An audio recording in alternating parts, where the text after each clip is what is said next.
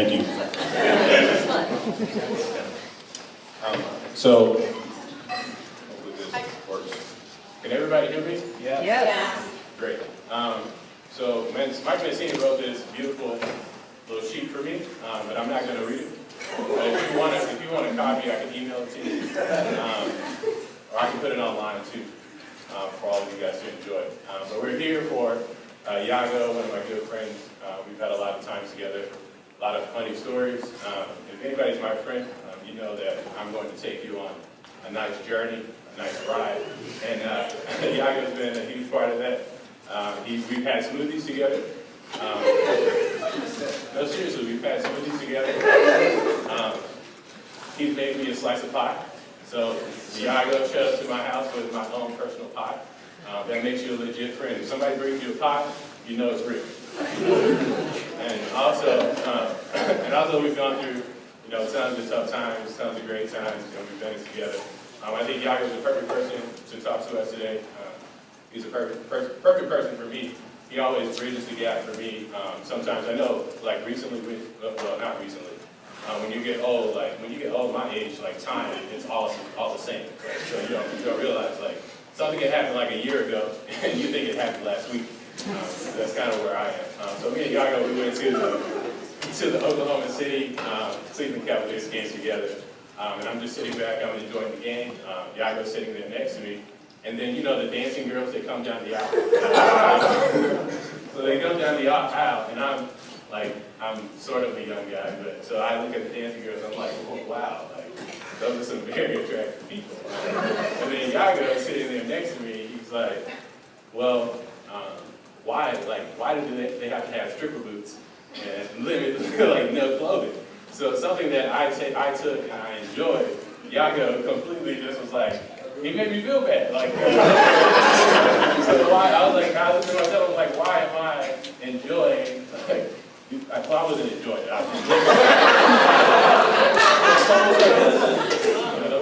was looking for a couple seconds for Yago, and this is kind of our friendship. He's like a mentor to me. He always challenges me to think outside of the box. He challenges me to be a better person, to be a better mentor, a better leader. Yago and also Claire, his wife, I consider them my Oberlin family. Any tough times, anytime I need to talk, how ridiculous it is. They'll make me pie and then they'll sit down and talk me through my issues, I guess.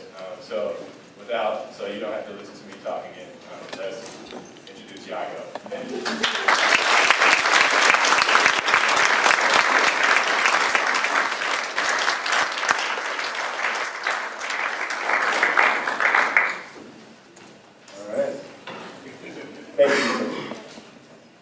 Thank you all for taking time out of what I know are busy schedules to be here tonight. A couple things I want to get out of the way first. I'd like to thank my wife, Professor Claire Solomon,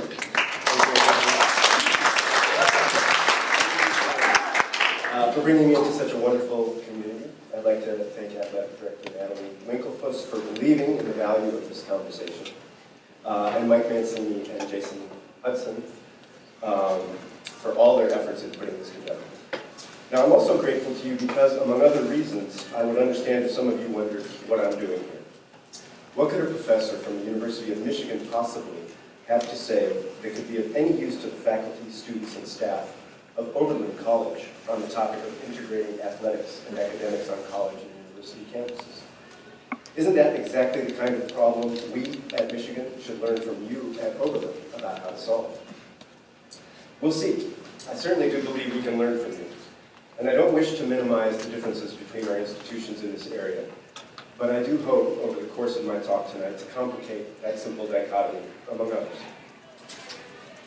In the meantime, there is at least one precedent for the Oberlin, Michigan encounter that we're holding here this evening.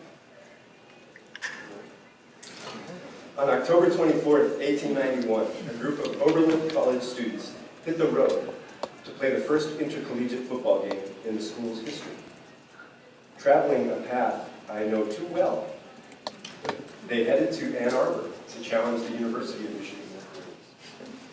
Though Oberlin scored first, Michigan came from behind and won that game 24-6, apparently with the help of some home cooking by referee Horace Prettyman, who also happened to be a Michigan alum. But however enjoyable I find that coincidence, I know it's not likely to convince you that I belong here. If anything, it may draw your attention to the vastly divergent paths that the two institutions have taken in the 125 years since. For whereas Oberlin appears to have taken the high road of upholding the amateur ideals of integrating athletics and academics, Michigan now is home to one of the largest and most profitable athletic programs in the country. Fair enough. But even so, that game still provides a point of departure from which to explore the historical context shaping the emergence of intercollegiate athletics at American colleges and universities. So, just going to get these out of the way as I finish. Oberlin students were permitted to play in that game because of the growing influence of a new view known as muscular Christianity, that physical activity was not a diabolical pursuit, as had long been held, but rather an aid in spiritual and moral development. In fact, Oberlin College, according to one historian, was a cradle for the fledgling physical education profession and muscular Christian movement. Professor Henry Churchill King, for example, who joined the faculty in 1884 and later became the longest-serving president of the college, believed that muscular Christianity and physical education could fortify the religious and moral sensibility of what he called a, quote, vacillating, flabby, self-indulgent generation, and lend vigor to Oberlin's vital mission of social responsibility. Among the most influential promoters of this view was Dr. Luther Gulick. Dr. Luther Gulick, Jr. Gulick had enrolled in Oberlin in 1885 at the age of 15, but he was plagued by migraine headaches that caused him to miss classes. You know how it is. Moreover, he had serious doubts about his career plans to follow his father's footsteps into the ministry. You know how that is too. One day, in 1885, Gulick and a roommate sat on a railed fence near Tappan Square, pondering their uncertain future. I know you know how that is. Gulick wondered aloud whether physical education might have the same uplifting relation to the body as religious education had to the soul, and whether good bodies and good morals went hand in hand. I guess so, because Gulick soon dropped out of Oberlin, and the next year, in 1886, moved to Jackson, Michigan, just west of Ann Arbor, to direct the YMCA gymnasium there. He'd apparently found his calling, for a little later that same year, he was appointed director of the Physical Education Department at the YMCA Training Institute in Springfield, Massachusetts. As director, among other things, Gulick designed the YMCA triangle logo, whose three sides symbolize mind, body, and spirit. And perhaps most famously, in the autumn of 1891, just when Oberlin and Michigan were squaring off on the gridiron, Gulick asked a younger colleague named James Naismith to devise a new indoor sport.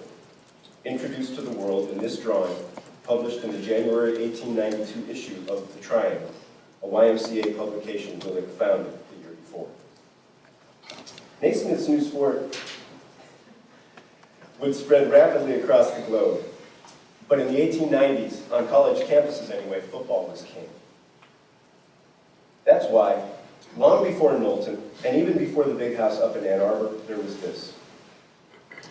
Harvard Field was constructed in 1903 to accommodate 31,000 fans. The price tag of $310,000, a little over $8 million in today's dollars, was covered by past and projected future ticket sales and a $100,000 alumni donation, roughly $2.6 million in today's dollars. It may seem extravagant, but already in 1903, college football was big business. In fact, Harvard and Yale blazed a trail, as they have in so many other areas of American higher education, by introducing big money, dubious recruiting practices, and academic fraud into college sports. Now, some say that it was Yale's dominance of its football rivalry with Harvard. Some say that it was the growing number of injuries and even fatalities, or that these hit too close to home. But whatever it was, in 1905, Harvard alumnus and US President Theodore Roosevelt, shown here after a football practice at Harvard in the 1870s, summoned representatives of Yale, Harvard, and Princeton to the White House. From this meeting of the so-called Big Three, the Intercollegiate Rules Committee was born. And 5 years later, in 1910, that growing but still largely ineffectual body would change its name to one we know well today, the National Collegiate Athletic Association, or NCAA. The association would continue to grow in size, though not in influence, over the course of the first half of the 20th century. But over the next half-century, it would become a powerhouse.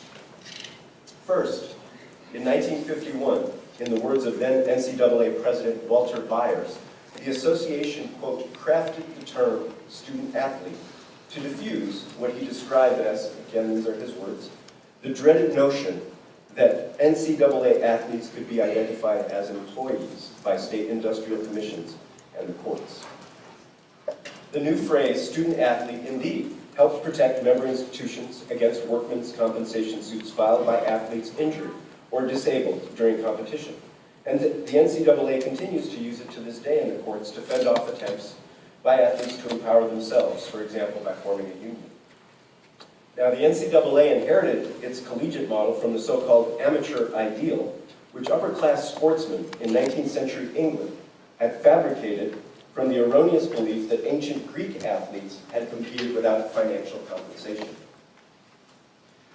Wealthy Victorians invoked the amateur ideal to avoid competing with working-class rugby players, cricketers, boxers, and rowers who could not afford to play for nothing. Amateurism, in the words of historian Alan Gutman, was invented as an instrument of class warfare. Now, having firmly established the unpaid status of college athletes as the NCAA's bedrock principle, Byers next succeeded in 1952 in securing for the NCAA the exclusive right to negotiate television broadcasting contracts. Overpowering resistance from some colleges, Byers got NBC to pay the NCAA over $1 million, about $10 million today, for the rights to televise a dozen college games per week. Today, the nonprofit NCAA pulls in around $700 million annually in television revenues just from broadcasts of its Division I men's basketball tournament, sometimes called March Madness or the Big Dance, both of which terms, by the way, are trademarked by the NCAA. The NCAA even sells the right to provide the official ladder used by teams to cut down the nets after winning the title. All of which may shed some light on this. The NCAA posts this image on its website to explain the difference, first instituted in 1973, between what it calls Division I and Division III. Division I is represented by a pocket calculator on which appears the figure $62,200,000. The average budget for the 65 Division I Football Bowl Subdivision, or FBS, athletic programs, including Michigan's, whose annual budget is actually more than twice of this for athletics. Meanwhile, Division III, in which Oberlin's teams compete, is represented by a mortar board to indicate that it has the highest graduation rates among NCAA athletes, which is true. It appears that Division III is all about the books, and that Division I is all about the Benjamins. When most Americans think of college sports, I suspect they think of one of the 65 institutions in the NCAA's FBS. The visibility and popularity of these schools' football and men's basketball teams, together with the enormous revenues they generate, lead many to put their focus here when thinking about the challenges posed by intercollegiate athletics. They might, to begin with, worry about growing commercialization and escalating expenses, in most cases subsidized by hidden fees paid by students, and so about a corruption of the mission of the universities and colleges.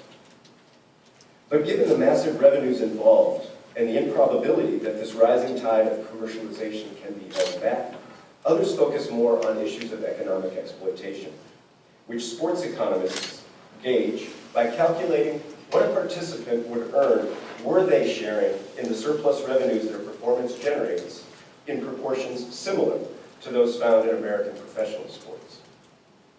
This has led a growing number of observers to argue that athletes should be receiving a portion of these revenues, particularly when their coaches as at Michigan, are making several $1 million a year.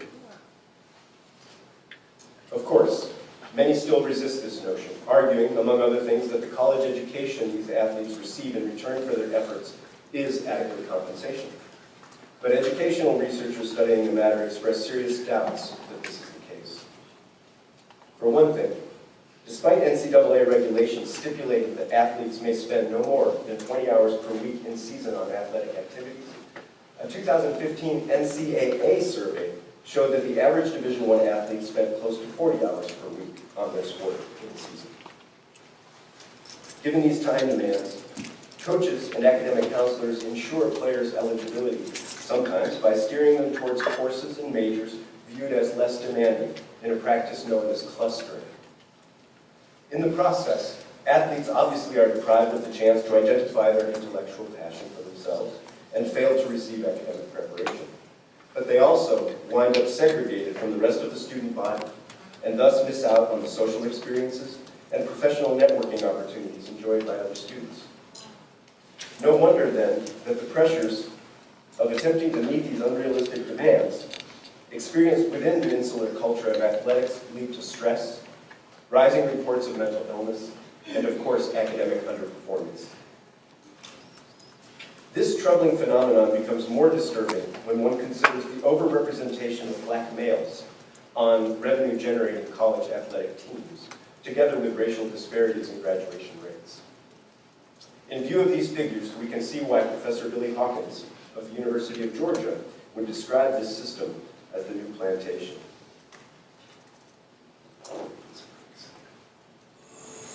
Oh wait, I need sound. Let's see how we get sound.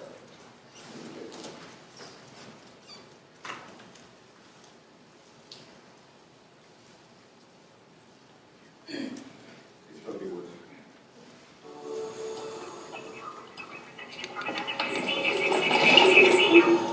A what? Send him in. Hello there! The name is Eric P. Kaufman. I'm a well-respected owner in the slave trade. In the what? My peaches, what a wonderful office you got yourself, yeah? Certainly got yourself a lucrative business, don't you? Well, let me get right down to it then. Like yourself, I'm also in the slave trade. But at the moment, I find myself in a little quandary with legal issues. Was wondering if you could share some secrets. I have no idea what you're talking about. You have some mighty strong-looking workers here, sir. I've been willing to offer you $40 for 2 of the white ones and $50 for the blacks. Are you referring to our student athletes? Student athletes. Oh, that is brilliant, sir. Now, when we sell their likeness for video games, how do we get around paying for our student athletes then? Look, there are good reasons why our student athletes cannot be paid, young man. I ain't arguing. If they got paid, then how do we make all our money, right? We do not own slaves, and we have no desire to own slaves. But of course you own slaves because right. Of course you don't have desire to own slaves, son. Neither do I. And if there was any government agency listening in on this here conversation, they should know that we're not talking about slave ownership at all. Alright, so now how do you get around not paying your slaves? Get out. This is a prestigious university, and I am not saying one more word to you. You think you can do whatever you want just because your corporation is a university? This country was founded on the idea that one corporation could pause all the slaves while the rest of us follow in property. Do you, sir? I'm going home. So that's kind of funny. But wait a minute. Serious though these concerns about economic exploitation and educational injustice at places like Michigan may be, what do they have to do with Division III colleges like Oberlin, where there are no athletic scholarships, no fat television contracts, and no highly paid coaches? In other words,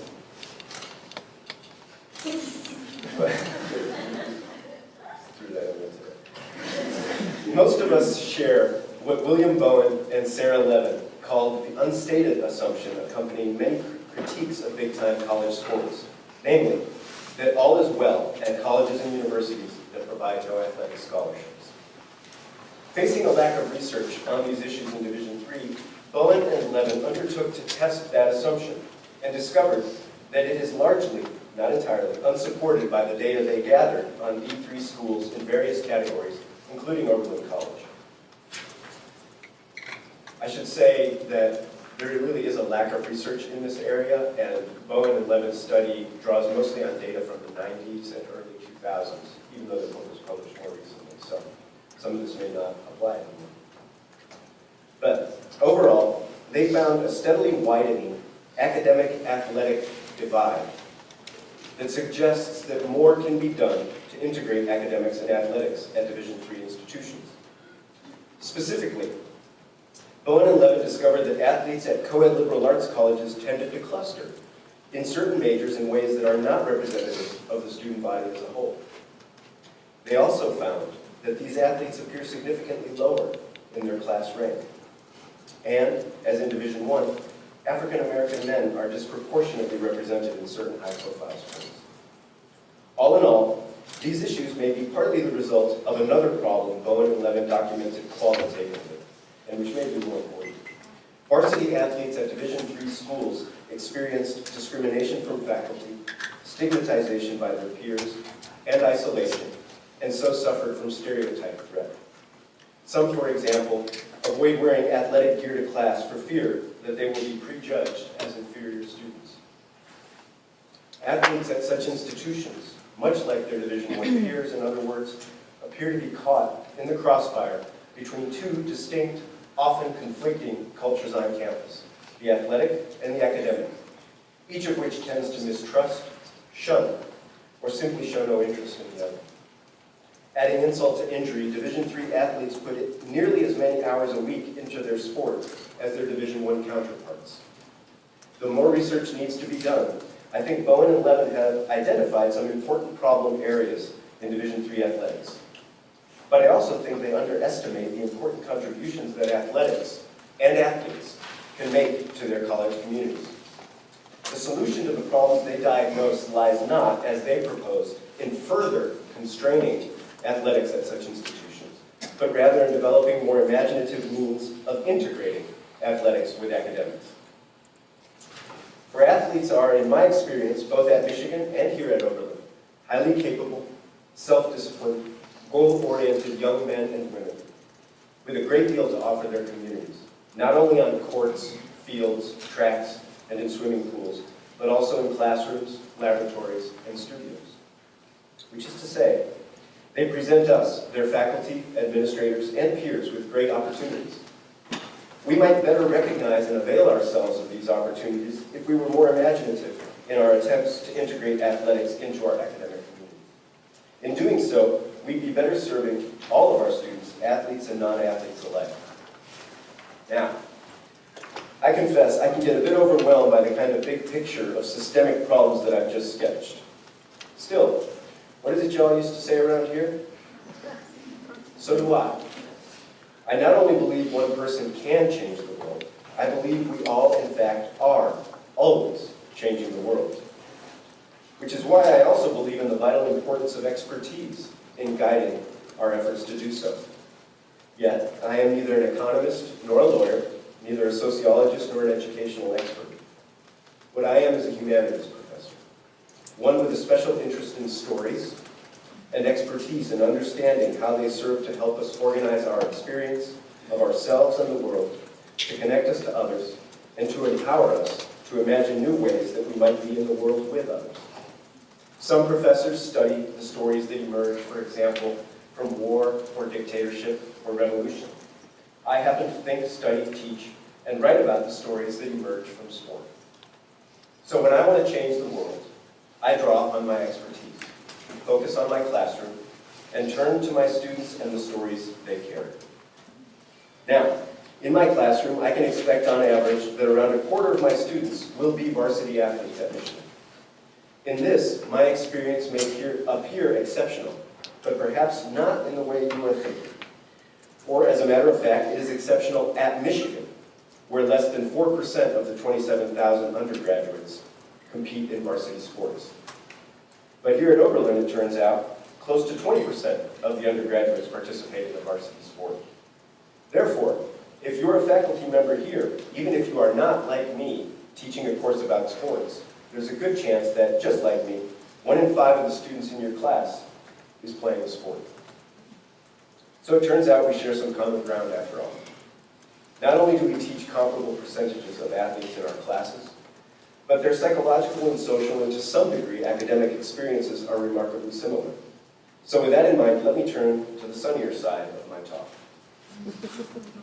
Now it's going to be fun. Cultures of Basketball is an upper-level undergraduate humanities course I teach that typically enrolls around 25 students, both non-athletes and varsity athletes, men and women, and often including a few men's varsity basketball players. This mix presents challenges to me on the very first day.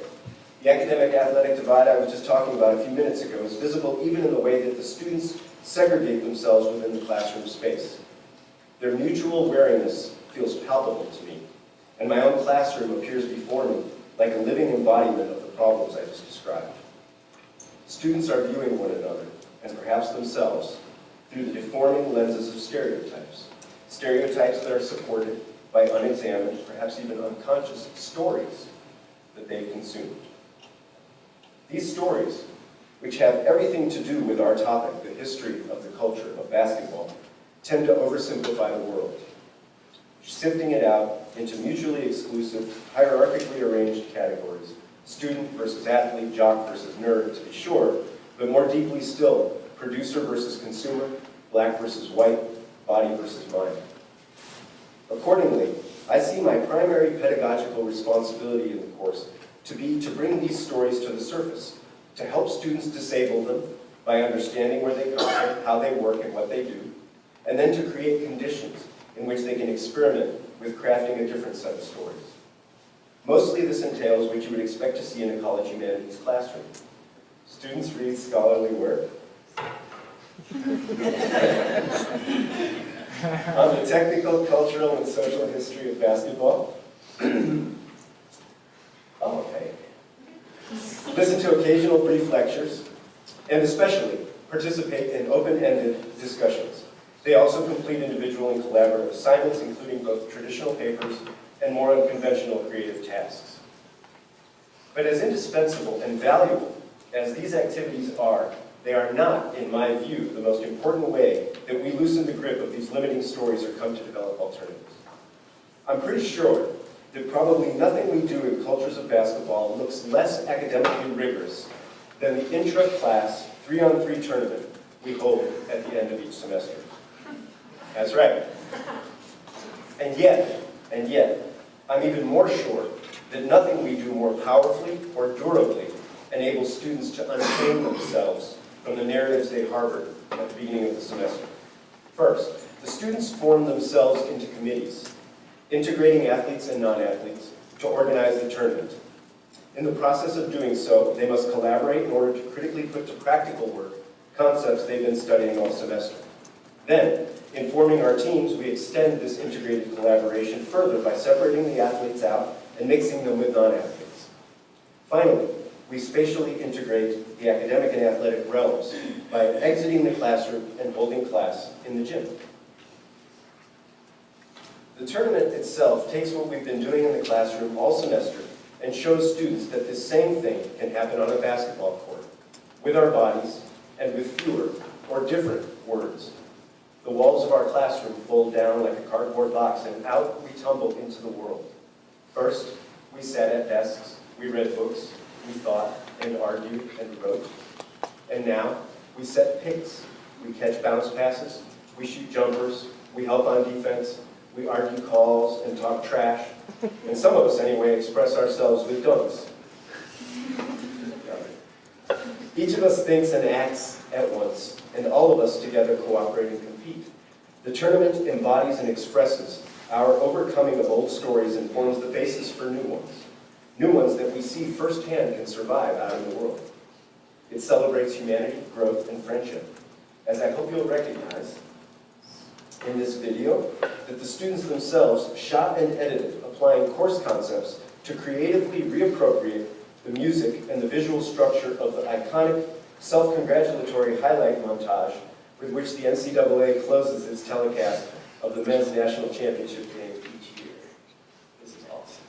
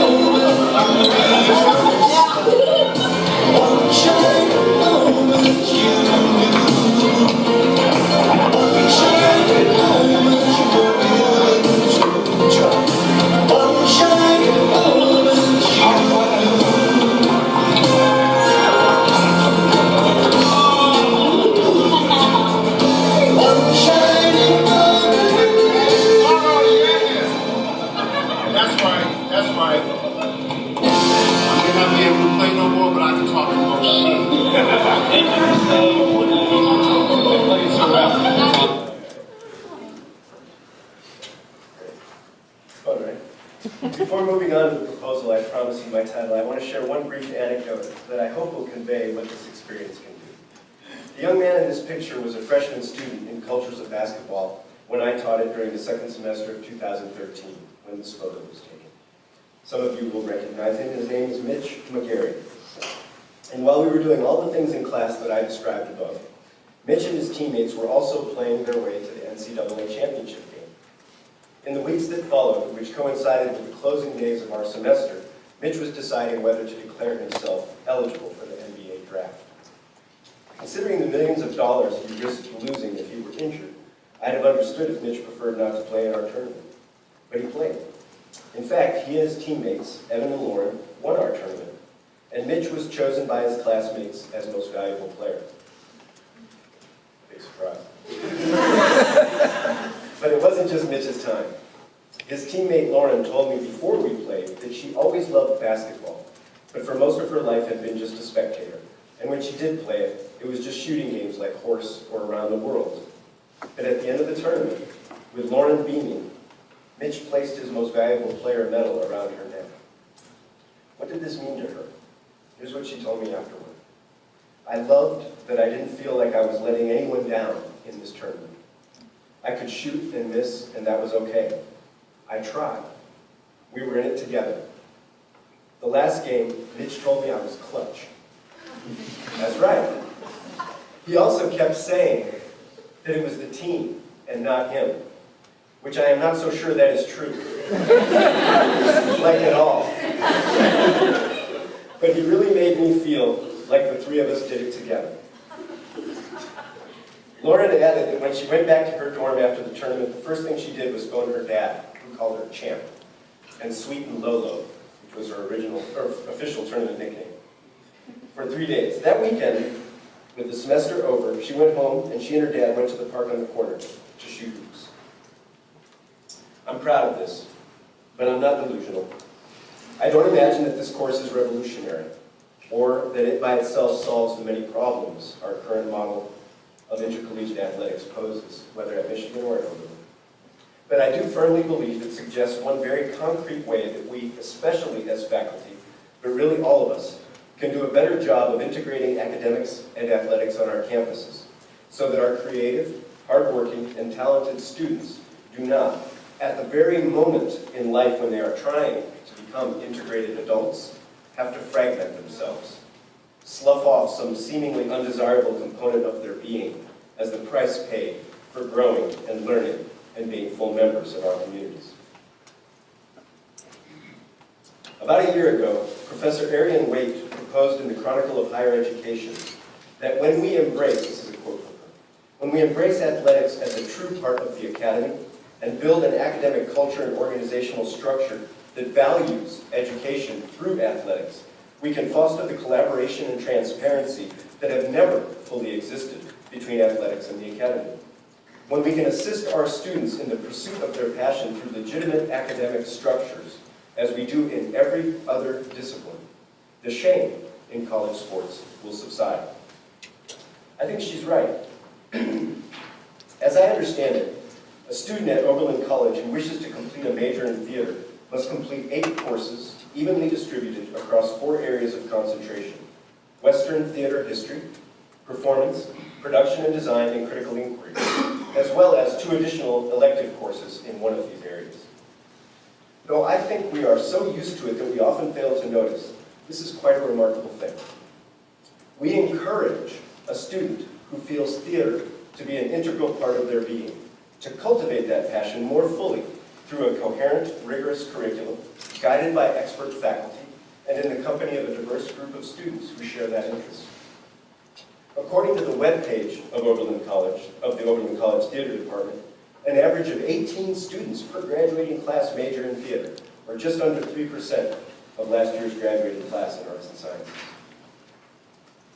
So here's my question.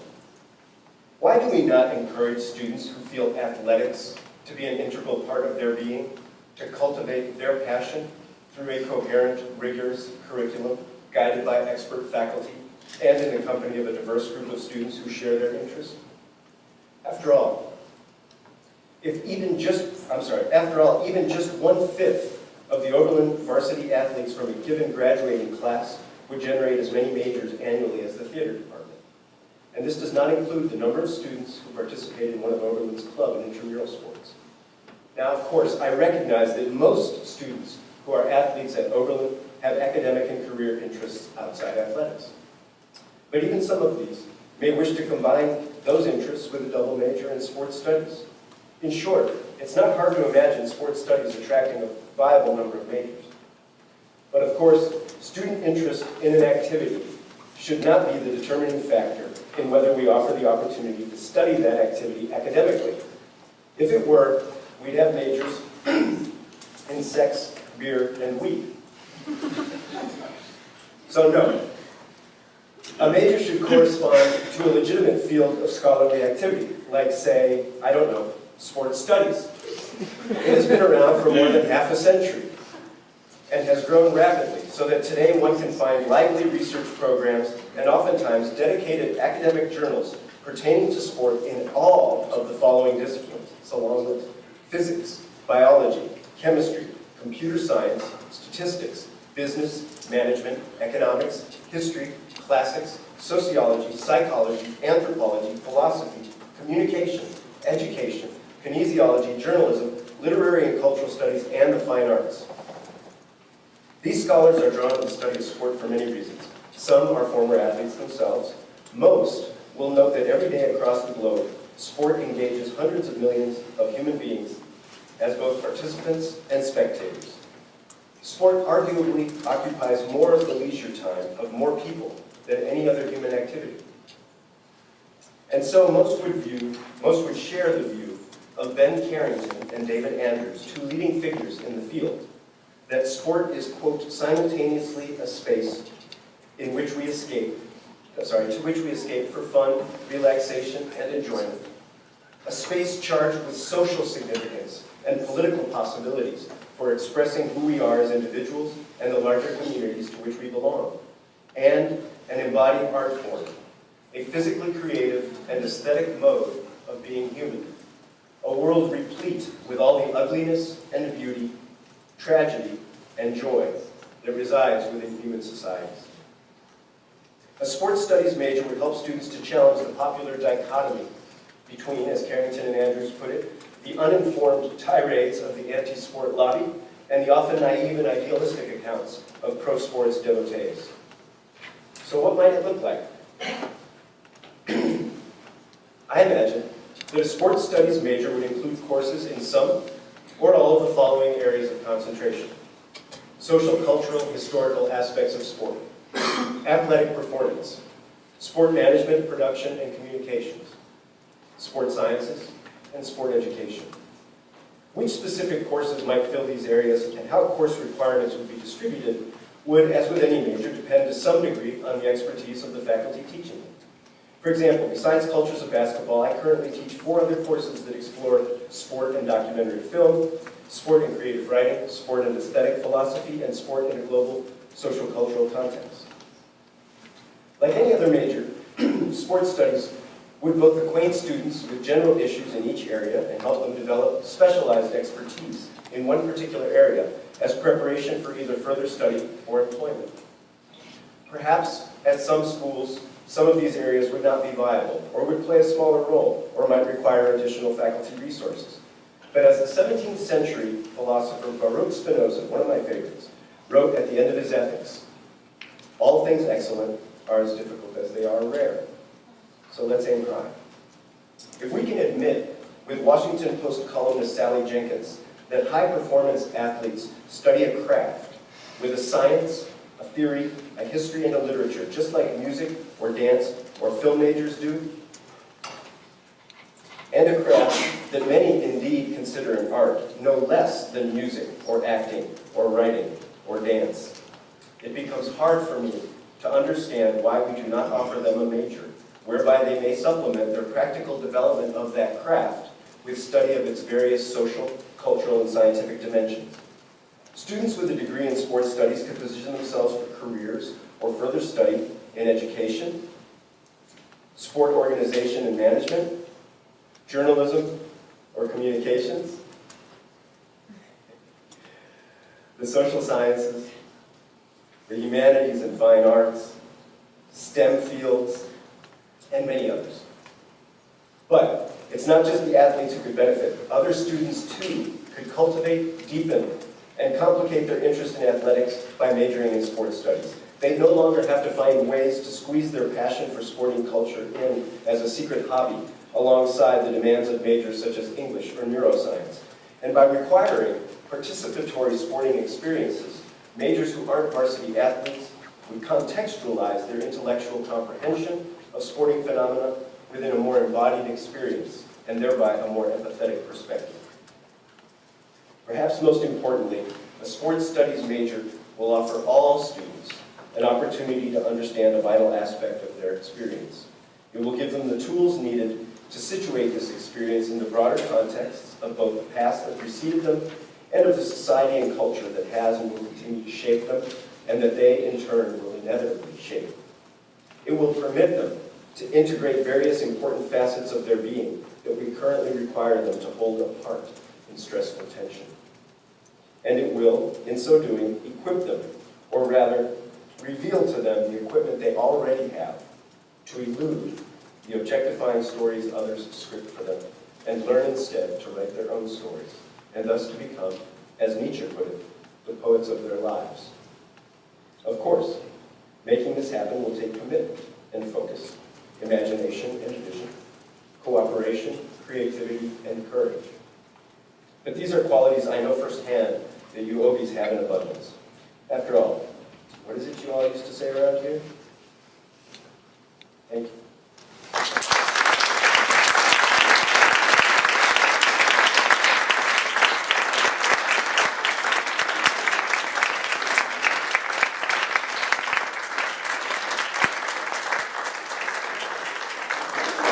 So being at the University of Michigan, I mean, y'all are no strangers to controversies concerning boosters and stuff like that. So I was wondering in what ways you think that schools can reconcile the idea of these tainted athletes like Chris Webber and Todd Gurley, while still kind of recognizing that they've broken both school and NCAA policy. So how schools can reconcile. The kind of problem that these athletes are victims of their situation while at the same time they have broken like policy. Right. Well, I don't know that schools can actually reconcile that. I mean, I think that in the specific instance you mentioned, rules were broken and Michigan received sanctions and sanctioned itself as a result. Came out of that, and the program is now doing well. I don't think it's had any issues since that time. But I don't think that that does anything to address the underlying kind of social and systemic circumstances that might lead to those kinds of situations, again, at Michigan or at some other institution. Those things are, to some degree, within the power of institutions to try to do something about, and the NCAA to try to do something about, and some of those issues are much bigger than any of those organizations, I would say. Does that answer the question? Yes? Hi, yeah. First of all, I really thought your proposal was really nice, and I really enjoyed listening to that, but obviously I do find a couple of things that could be problematic. Okay.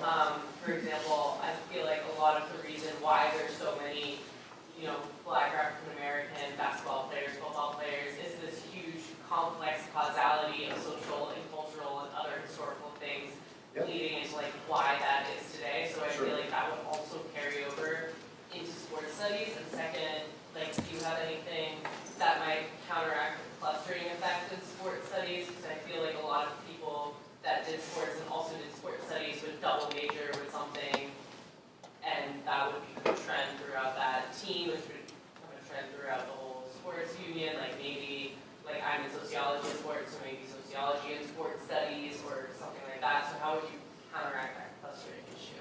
Right. Okay, so to the first point about racial overrepresentation, as you said, that's a much larger issue, right? I mean, it's a societal issue, as you well know. My feeling about that is that that issue needs to be tackled on many fronts. I'm focusing on what happens once our students are admitted into the University of Michigan.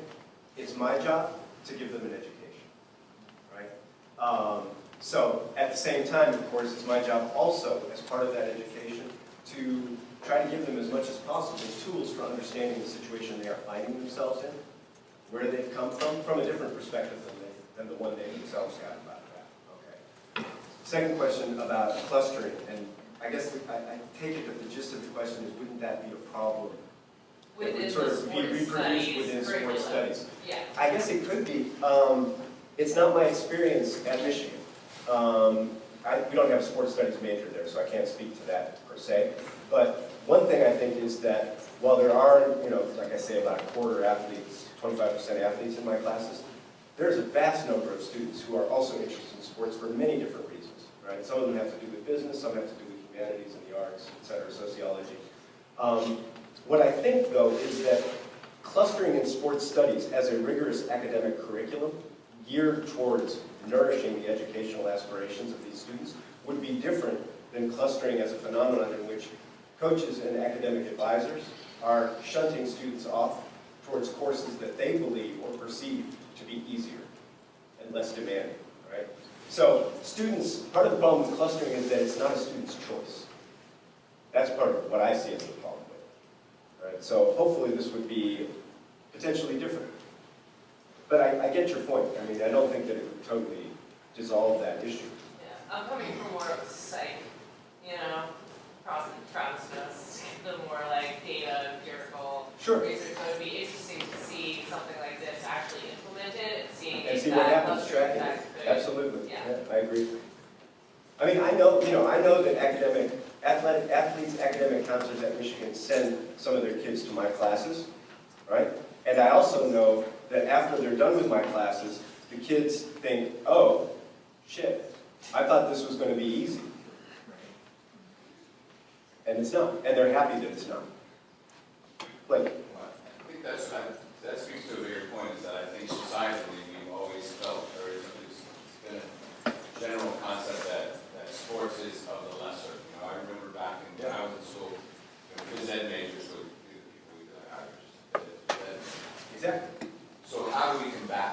how do we make sure that it's held on the same, or how do we prove that it is a serious study? Well, that's an educational matter. I mean, and, you know, we teach in lots of different ways, right? And send messages in lots of different ways. Some of that has to do with what we say in our classes or when we talk to people. Some of it has to do with the institutional structures we establish. So I would really agree with the professor from North Carolina, Arian White, who believed that scandals like the one at her school could be avoided if we actually established legitimate academic structures that might respond to the interests of not just the student athletes, but to some degree them, and others as well. And just by doing that, and maybe as the student said, you know, tracking it over time and seeing that it's legit, and then people start to see all the different kinds of work, research, and teaching that occur in this field all over the world. I mean, the list of disciplines, I think, is, you know, up to about 20 now, at least, where people are doing PhDs in this work. That's serious academic work. They don't give you a PhD just because it's a PhD in sociology of sport for not doing the work any more than they give you a PhD just because, you know, in sociology of, I don't know what, science or something like that. I mean, it's a PhD. Is that? Yeah. Sam? This is just so exciting. It's such a wonderful presentation. I find it compelling and convincing. And it's reminding me of a conversation that we were having a few years ago with a violist student. And maybe this is just something that people say in the conservatory, what do I know, because I teach in college. But she said, you know, really musicians are just athletes of the small muscles. Yeah. That was the first time I heard that phrase. I thought it was remarkable. And that punctured this illusion that I think we all in some way have, that Oberlin is the asylum that we flee to when you're trying to escape athletics at all costs. Exactly. And so maybe there's a kind of way, particularly thinking it from the point of view of the conservatory, Yeah. where there's in fact, you know, we're much closer to some kind of integrated engagement with this much deeper understanding of what sport is all about than we ever thought about ourselves. I totally agree with that. Cartoons. Yeah, that's a great point. I mean, I thought about using the conservatory or some of the programs within the conservatory as a sort of example, a lead-in example, but I wanted to choose something from the college, so I went with the theater department, which again is a performance-based, but not limited to performance, kind of field of study, right? Creative writing is similar, I would say. So any kind of, and I would even probably be willing to try to argue that any academic discipline entails a performance component, whether or not we like to recognize it as academics, and most of us might have gone into it to try to avoid that kind of scenario. But, you know, here we are. I mean, here I am. So, I do think the conservatory is a really interesting kind of example to explore further. And I know, you know, Claire has a good friend who graduated from the conservatory here, I guess, right? Yeah. Who's now a world-class musician, and we've had a lot of conversations about the similarities and experiences that she's had as an elite musician and that some of the students I know have had as elite athletes. Yeah. No, go ahead. I was wondering about your opinion on athletes taking online classes. Pardon me? Oh, sorry. I was wondering your opinion on athletes taking online classes through the school, because one, they allow for travel and either to schooling if they're going on a trip for athletics, but also they take away from the athlete's experience at the university. Yeah, I mean, I'm not a fan of online classes for anybody, honestly. That may be a kind of disciplinary prejudice of mine. It's impossible for me to conceive of how I could do my job as a teacher in the humanities online. Much though I have fantasized about doing it since I drive 2.5 hours back and forth to work on the days I teach. But I don't think it would work. But I also think that it's the wrong way to go about solving the problem that they're there to try to solve. I mean, you're talking about juggling time demands. So how about first, we actually do 20 hours a week and start there and see if that actually frees up time for students to take more classes. I know that at Michigan, I don't know how course scheduling works here, I'm sorry, but I know that at Michigan, coaches are frequently petitioning for exemptions and waivers to the rules that we have established for when athletes can be practicing so that they can take advantage of the time blocks where most of our courses are offered, right? And they're always pushing up against those limits, and we're trying to push back on the academic performance committee so that athletes can take the courses they want to take, when they want to take them. And I think a lot of that would be solved if you think about 40 hours a week, slash 20 a week off of that. That leaves you a lot of time to take classes, or to do other things, that other students get to do. So, Lev. Yeah, so you kind of talked at the beginning about the NCAA kind of splitting its athletes. Yes. Through pay. Do you think that there's any repercussions then in paying athletes aside from the scholarship that they receive? So would there be negative consequences to some form of revenue sharing with athletes? Well, of course, I think every kind of solution to any problem has downsides to it. But I can't think of any that would outweigh the downsides of the current model. Right? So that's kind of the way I look at it. I know that a lot of people feel that the complexity of figuring out how that would work is overwhelming. And I think, we have shot a satellite out of the solar system.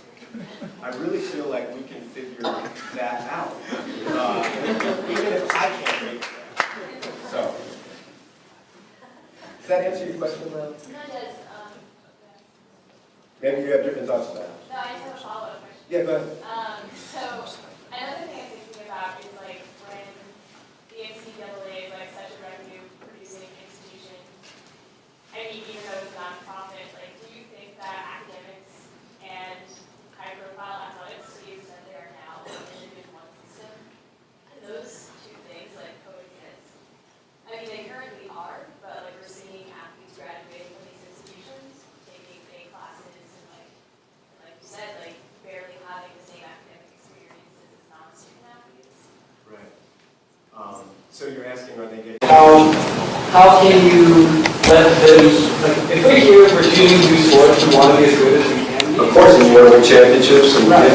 So we were being limited in that to try to expand ourselves academically. It seems like it's sort of shooting yourself in the foot. So what do you think? Would you like to see the 20-hour limit lifted so that it would be just legit to work as many hours as you're working on your sport? I think it's not simple. That's why it hasn't been solved. Yeah. No, I think you're right. I mean, athletes, okay, so in this respect, I don't think athletes are different from any of the rest of us. We all have competing, conflicting priorities, right? Things we want to get done and a finite kind of level of resources in terms of time, energy, and abilities to get all those things done, right? So there again, I feel that it's better not to view it as a kind of separate case scenario. Other students have the same issue. Your own analogy about residents in med school, right? So I feel that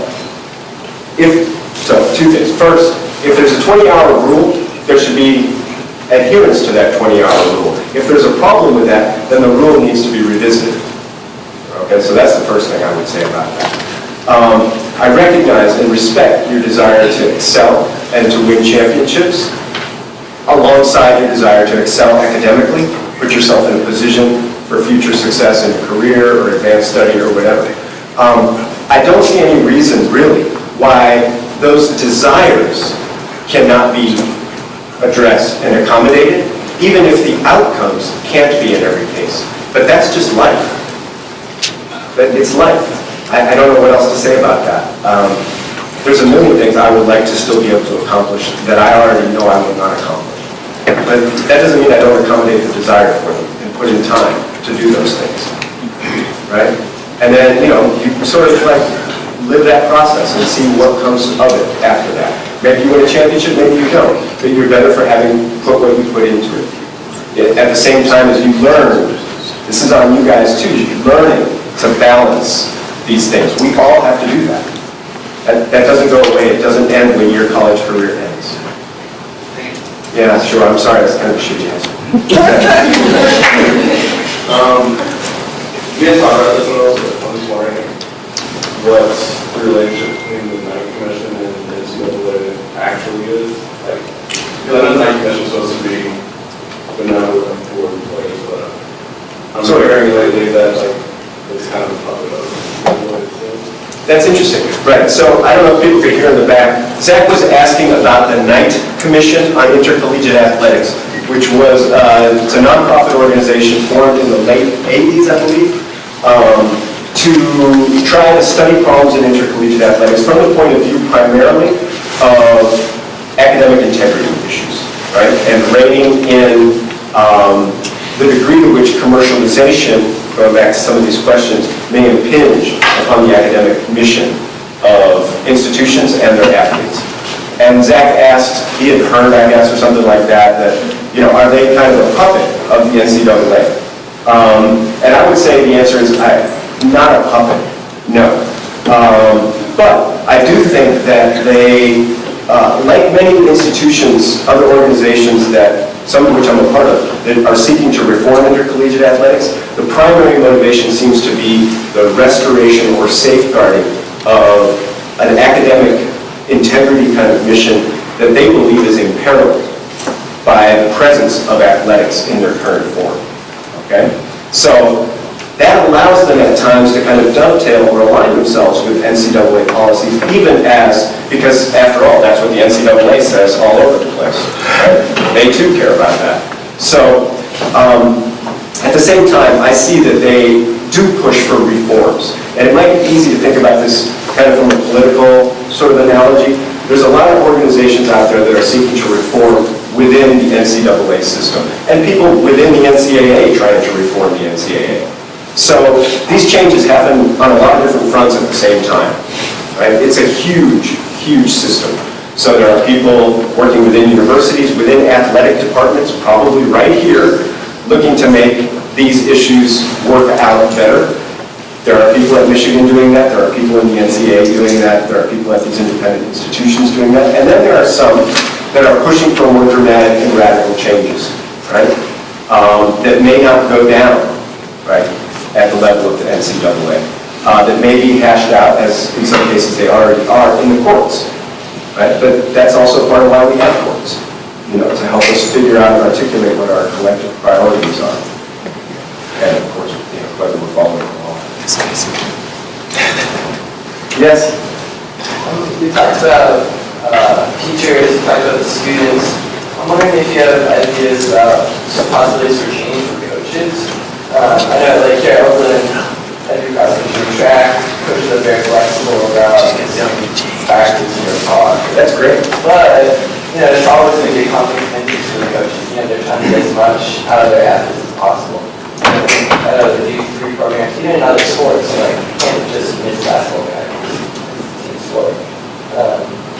I wonder if you have ideas for what coaches could do differently to support your ideas. To support my ideas?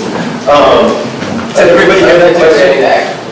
So the question was focusing on coaches and what is the role that coaches could play in let's just say, in the major kind of aim of integrating academics and athletics. I think what it sounds like your coaches are doing is a good start, right? To show a kind of flexibility and a recognition. It's no different than teachers. To show the recognition that students or athletes, or as at Michigan, also employees, are whole beings, right? And that our job as their mentors, whether we are coaches or professors, is to help them discover all of the facets of their being, to experiment, sometimes make mistakes in trying to integrate and balance those facets of their being, and so to encourage as much as possible a certain degree of autonomy in making those choices, right? I mean, at least that's what I try to do with my students. You know, you don't want to come to class, don't come to class. Find out what happens. That's an experiment. Well, it is. It's an experiment. I'm not a cop. Do what you feel. You know, you'll find out. Maybe it'll be fine, right? Maybe you want a larger sample size, so you do it again. Find out, oh, it's not working out. Now I got a paper to write, I don't know what the hell I'm doing. Right? And something like that might happen to an athlete who is given the autonomy to make choices and does so by persistently prioritizing academic endeavors over athletic endeavors. They may find they start to fall behind, and so they got to make an adjustment to the experiment. You know, I really believe strongly in, that we have responsibilities to mentor and to guide, but not to police, right? To provide tools with which people can kind of, in an informed way, experiment with their own lives. Because after you leave college, you're going to be doing that every day without anybody there to tell you how to do it. And it's hard. It's really hard. So the more practice you get doing that now, the better, because there's a net. Does that make sense? Any other questions? Oh, yes? I could just offer an anecdote to expand the space and the possibilities, and that's that I knew a student who got her undergraduate bachelor's diploma at age 30, but that's because she was essentially a professional ballerina from age 16 to 26. Yeah, that's exactly. And I mean, one of the things that I think about when we talk about schools like Michigan is give more time to degrees. That would be another way to do this. You don't want to stick to 20 hours? Okay. Give them 8 years to finish their college degree. Right? Rather than right now where it's 4, kind of 5. That could make a difference. So yeah, I mean, I think there are abundant examples in the world out there of people who have to commit an enormous amount of time to become excellent at something, and in the process, make some sacrifices of different kinds. I just don't want the sacrifice to be that students have to pretend they're not something they are when they come into class. That's a sacrifice that I think is unacceptable. Whatever that may be, whether it has to do with sports or not sports, that doesn't matter. Any other questions? Thank you. These are really great questions. Yeah, sure. So you talk a lot about the empowerment of student athletes through a change in the college system. I talked a lot about what? I'm sorry. The empowerment of student athletes, yeah. To pursue their educational careers and their sporting careers through systematic change and through changes of the people who hold power over their lives. What kind of advice do you give your student athletes in pursuing a more fulfilling educational experience? And do the students really have any power in the current system? Is there anything that people can do? Students always have power. You always have power. That would be the first thing. You have power. You are making choices all the time. So you get to choose whether you want to be aware of the choices you're making and understand why you're making them and how to make them and what the effects of those are. It goes back to the experiment thing. Or to, imagine that you are a kind of passive object, right? A doll that someone else is kind of shoveling around between classrooms and the gym and the field and so forth. So first advice is you have power. Second advice is it's your life. You are the one who's going to have to live it and live with it, hopefully for a really long time. Not your coaches, not me, not your friends, not your parents even. You have to live that life and live with it. So I think that can be a very powerful kind of filtering device for considering the choices we make, if you really let it weigh on you, if you really let it sort of impact you, instead of thinking outwardly all the time, right? Will I be approved of in this way? Will I be punished in this way? It's better, I think, to think in terms of kind of cause and effect, right? With yourself, your desire, your interests as the sort of driving force, pushing you into that web of cause and effects. A lot of what happens in that web would be unpredictable, and some of it will be unfortunate, and some of it will be your fault. But it will be yours. So, if you want, more concretely, I don't know if you're asking, what do you tell your students? I tell them that. Do you tell them that? I tell them that. Yeah. Even for those who, let's say they're on the basketball team. Absolutely. That was the only avenue through which they could get to the school that they're at. Yes. Yes. I mean, they're there now. So, I tell them, I got the basketball players in the class, and I show them a slide that says that 2/3 of them think that they're going to be pros. Right? And then I show them the slide that says maybe one of them, once in a while, is going to make it into pros. Right? So you're here now. What's your backup? What else are you doing? Right? Because it's your life. You're going to have to live with it in 15 years if you made the choice to go all in for the NBA and you don't make it. Right? And I actually have a friend, you saw him in the video saying that he still talks the most shit, named Jimmy King, who played basketball at Michigan 25 years ago now, and who comes back to the class and tells the students the same thing. Like, Jimmy has struggled in his adult life at times. And it's partly because of misfortunes and partly because of choices that he made at a certain point in time to go all in for a pro career that didn't pay off. Right? And he tells them the same thing. Like, what is your backup plan?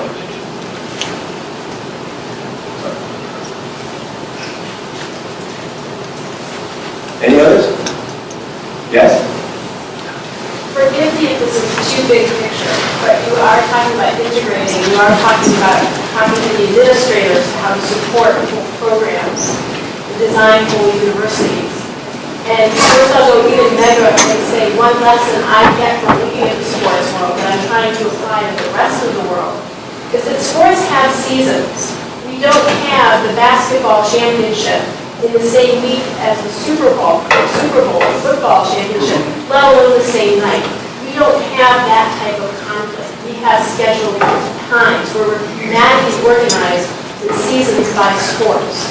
So in the whole world, what if we said the last week of every month is for international focus, and the first week of every month is for medical focus, and society could organize itself differently. So back down to the university level, if we did not create as many conflicts at 4 in the afternoon between sports practice and political lectures, then I, as a humanities and science or politics student, would get to go share at games, observe, maybe even play sports, which I never did.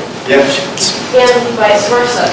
So if we can set up schedules that are wise that prevent some of the conflicts and some of these choices, it's not just individual balancing among endlessly futile choices. Sure, I get your point. I mean, I think that sounds like a conversation that needs to be had, I would say. I know that there are a lot of constraints operating on scheduling different activities. You know, we got into this room late because there was an interesting lecture that went on here a little bit longer than planned. Field and facilities are used by lots of different teams, and so, you know, I recognize there are difficulties there. I think the important thing is to articulate the desire to find the best possible balance when it comes to scheduling activities in ways that might help to at least minimize those conflicts. You know, but I want to emphasize, they're not going to go away. There's going to be conflicts. You have to make choices. There's just not a way not to do that. That is, as far as I can tell. I mean, I don't want to pontificate more than I have, but as far as I can tell, that's the way of the world. There is a scarcity of time and resources, life itself. And so we work within those constraints. That doesn't mean we can't expand or push on them. We can. But at some point, we also got to remember, okay, so now I got to choose and I miss this. Yeah?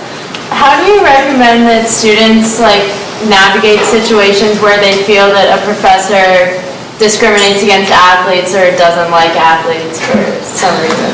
How do I recommend that a student? Yeah, so if one of your students says to you, I can tell that my professor thinks I'm dumb because I wear sports gear to class, how do you recommend that they navigate that situation? There's a lot of different paths there, and I think it depends a lot on the personality of the student and on the personality of the faculty member. Sometimes it can just be a misunderstanding or a misperception. So potentially, simply speaking to the faculty member and saying, I'm wondering, is there something that I'm doing that's really not what's necessary for this class, or I'm falling short in some way, because I'm getting the impression that you're seeing me this way. Alternatively, if that's not a comfortable conversation to have, at Michigan there's different sorts of avenues that I'm sure they're here too. Like we have a faculty athletics representative, right, who's appointed by the president, not by the athletic department. And so that student could go to the FAR, right, and say, this is the kind of problem I'm having, and then the FAR can communicate back to the faculty to try and help mediate or ease that situation in some way or another. Those are the two paths that I usually find have worked the best at Michigan. But, you know, I think that there are also other possibilities, perhaps speaking to a coach, speaking to a different professor and getting opinions. Sometimes professors know each other, and we realize, I mean, this has certainly happened to me now, where a student has that feeling, and I say, I think your problem is reading, you know, and I know this because I know this person well. I've worked with them for 20 years. Something else is going on that you don't know about. And I understand why you're taking it like it's you, but, or they're prejudiced against you, but that's actually not what I think is going on. Try this. For, you know, this being whatever X, right? Thanks.